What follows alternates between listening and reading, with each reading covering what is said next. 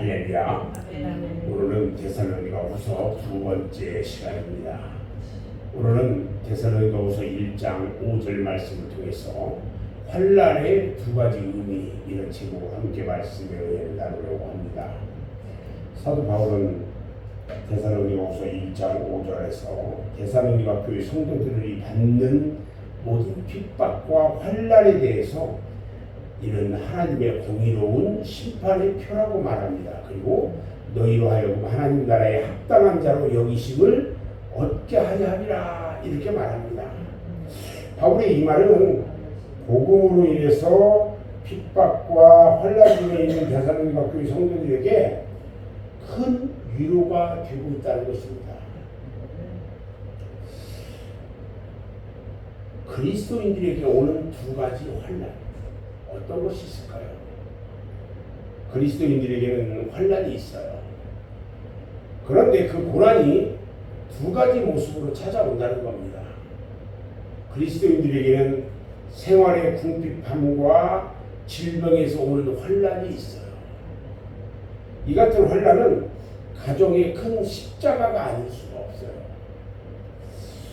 우리는 이런 환난에 처해 있을 때에 신앙의 연단 과정인 줄로 알고 그냥 인내하면서 참고 그 가운데서 열매를 맺으면 우리에게 축복이 오는 거예요. 네.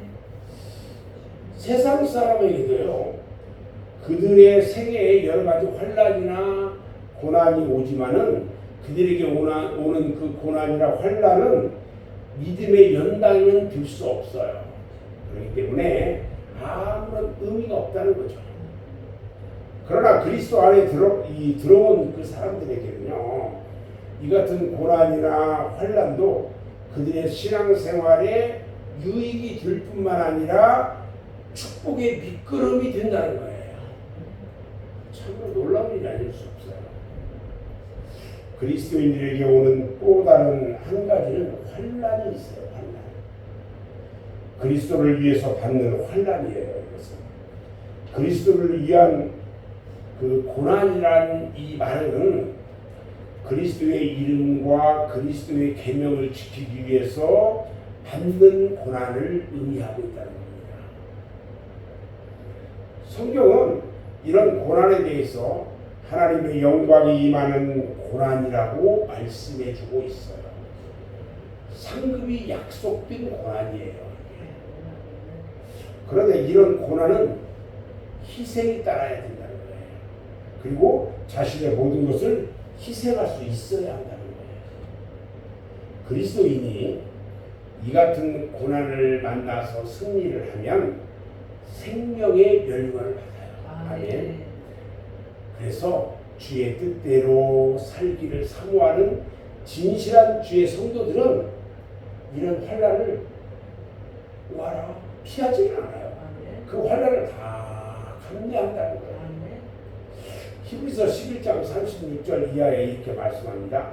또 어떤 이들은 희롱과 채찍질 뿐 아니라 결박과 오개 같은 시험도 받았으며 돌로 치는 것과 톱으로 켜는 것과 시험과 칼에 죽는 것을 당하되 그들은 더 좋은 부활을 얻고자 악평을 받되 구차하게 면치 아니했다, 이렇게 말해요. 놀랍습니다. 여러분들이 잘 아시는 그 주기철 목사님, 또 최건능 목사님, 이런 분들은요, 모두 이런 소망의 고난을 받고 순교하셨어요. 데살로니가 교회 성도들은요, 이런 고난을 지금 받고 있지만 다 바울이 칭찬해주고 있어요. 그리스도의 고난은요, 하나님의 공의로운 심판의 표라고 했어요. 오늘 6절 읽어본 줄 아는데 6절에 보면은 그리스도인들이 받는 고난은 하나님의 공의를 이루시는 심판의 표다.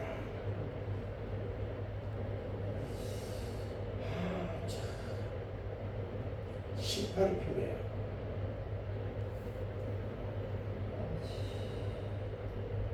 왜 그런 걸까?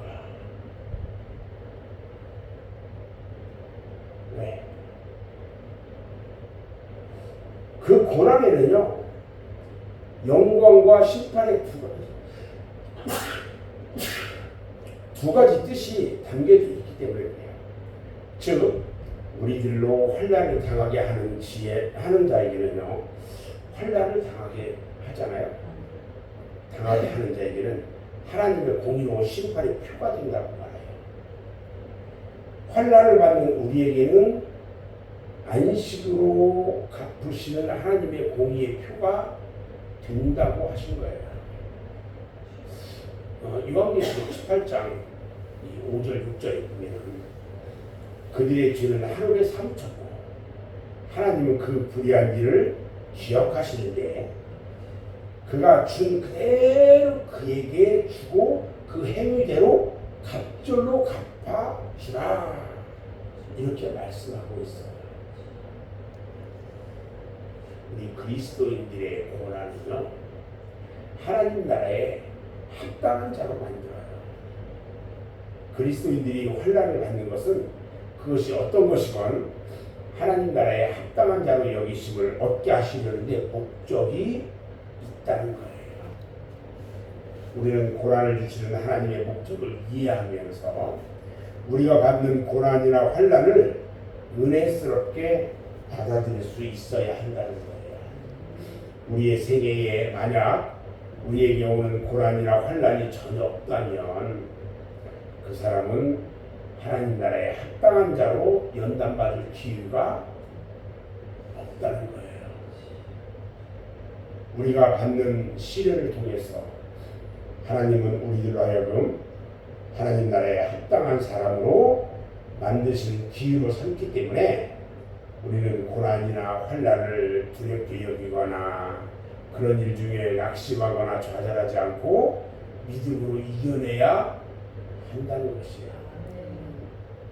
시편 66편에 보면 하나님이 우리를 시험하시되 우리를 단련하시기를 은을 단련함 같이 하였는데 우리를 끌어 그물에 들게 하셨다 이렇게 표현하고 있어요. 하나님의 손으로 우리를 잡아 이끄셔요. 그래서 하나님의 그물 가운데 들게 한다는 거예요. 누가 이런 그물에서 빠져나올 수가 있겠냐는 거예요. 하나님의 그물 안에 들어가게 하는데 그래서 그리스도인들은 가정적인 고난이든 그리스도의 이름으로 받는 고난이든 은혜롭게 잘 받아 처리를 해야 한다는 거예요.